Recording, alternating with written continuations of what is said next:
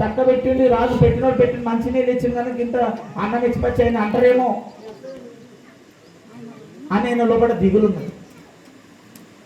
అయితే అక్కడ మన ఇట్టలరావు సెట్ది అది ఉన్నది కదా ద్వారం, ఆ ద్వారం లేక ఇక్కడ ఒక బంక్ అక్కడ ఒక బంక్ ఉంది కదా, ఆ బంకుల ఇక్కడ ఒకరికి అక్కడ ఒకరికి కూర్చోబెట్టిందంట. వచ్చిన వాళ్ళకి స్వాగతం పలకటికి, పోయేటోళ్ళకి దండం పెట్టండి, వచ్చేటోళ్ళకి రమ్మనింది, పోయేటోళ్ళకి దండం పెట్టి నీకేం దక్షిణం ఇవ్వాలో తాంబూలం అని ఇచ్చి సాగబంపాలి. ఎడమ పంచకొకరికి కుడి పంచకొకరికి ఇద్దరికన్నా ఏమంటారు దానికి ద్వారంలో కూర్చోబెట్టింది ఇక్కడక్కడ లోపల. వచ్చిన వాళ్ళు స్వాగతం పలికి వచ్చిన వాళ్ళకు పూల గుచ్చం ఇచ్చేసి లోపల తీసుకెళ్ళి వాళ్ళకి దండం దైవ కార్యం చేసుకొని వాళ్ళు ఏమన్నా సేవ చేసుకొని అలా ఒక్క రోజుల్లో మాత్రం ఇష్టంకి వచ్చిన భోజనం చేసుకో, ఇష్టంకి వచ్చిన బెడ్ మీద పడుకో, ఇష్టంకి వచ్చిన ఫ్యాన్ వేసుకో, అన్నీ ఏం తక్కువ లేదనుకోండి. నీ ఏడంటే ఆడ ప్రశాంతంగా ఉండొచ్చు. అయితే అక్కడ ఏం ప్రసన్నమైందంటే ఆయన చేస్తున్న సేవలకు సప్త ఋషులు అక్కడ ప్రసన్నమైనది. సప్త ఋషులు అంటే 7 మంది ఋషులు. సప్త ఋషుల దగ్గర ఏమైంది, కల్పవృక్షం వచ్చింది. కల్పవృక్షం దగ్గర ఏముంది, కామధేను ఉంది. కామధేను అంటే మీకు తెలిసి ఉంటుంది, ఆవు. ఆ కల్పవృక్షం కామధేనువులు ఈయన చేస్తున్న దాన ధర్మాలకు అక్కడ వాయు రూపంలా కల్పవృక్షం వచ్చింది, పృథ్వీ రూపంలా ఋషులు వచ్చిండ్రు, జలం రూపంలా కామధేను వచ్చింది. కల్పవృక్షము కామధేను. ఇక ఆ ప్రాంతంకు ఓంగానే వీళ్ళందరికీ కూడా సస్యశ్యామలం అంతా మర్చిపోయినారు, వాళ్ళ ఇల్లు మర్చిపోయినరు, వాళ్ళ బాధలు మర్చిపోయినారు, వాళ్ళ సంసారం మీద ధ్యాసనం అయిందనుకోండి. ఆ గేటు దాటంగానే యువతలకి ఏం గుర్తుకు రాకొచ్చినాయి అక్కడ, ఎందుకంటే కల్పవృక్షం ఉన్నది కాబట్టి అక్కడ ఏం గుర్తుకు రాకొచ్చినాయి.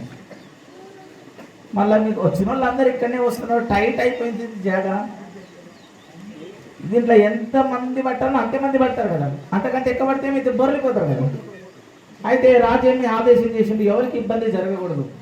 ఇక్కడ అయినోళ్ళకి అయినట్లా షిఫ్ట్ చేసి వాళ్ళు ఈ 12 24 గంటల్లో వాళ్ళు ఏ స్థితి కన్నా వెళ్ళవచ్చును, ఎవరి ప్రాంతంకు వాళ్ళు వెళ్ళవచ్చును. లేని పక్షంలో ఇక్కడ చుట్టుముడు గుడారాలు వేసినవి వాళ్ళల్లో వాళ్ళు ఉండొచ్చును.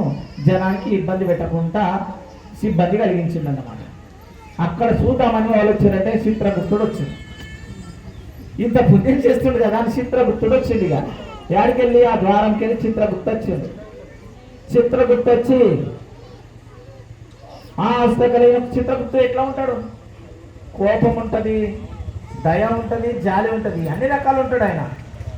అయితే చిత్రగుప్త వచ్చి ఏమయ్యా కాలు కడుక్కొని నీళ్ళు ఇస్తే, నువ్వు కాలు కడిగితేనే కడుక్కున్నానా, నేను లేకుండా కడుక్కోనా అంటే అతిథి మర్యాద ఇది చేస్తున్నాడు. నువ్వు ఇస్తేనే కడుక్కుంటానా లేకుంటే కడుక్కోనా అని ఉల్టా చెప్పండి. అయ్యో శివ శివ అని చెప్పేసి సరే అని చెప్పేసి ద్వారం గొల్ల ఇడిచారు, లోపలికి వచ్చారు.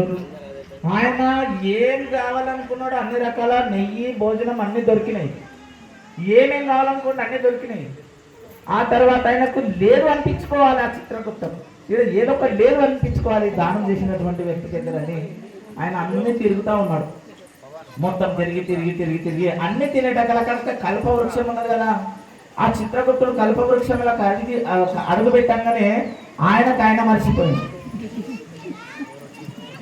చిత్రగుప్తుడు కూడా మర్చిపోయాడు, ఆయన మర్చిపోయి ఏమో చేయాలి ఎక్కడ చేయాలనుకున్న వచ్చినోడు కూడా ఆయనకు రాగానే ఆ విచిత్రం అంతా మర్చిపోయి తనకు తాను మర్చిపోయి ఆయన కూడా ఇట్లా గురువు చెప్తున్నాడు అలా లీనమైపోయాడు. ఆయన కూడా చిత్రగుప్త కూడా కూర్చున్నాడు.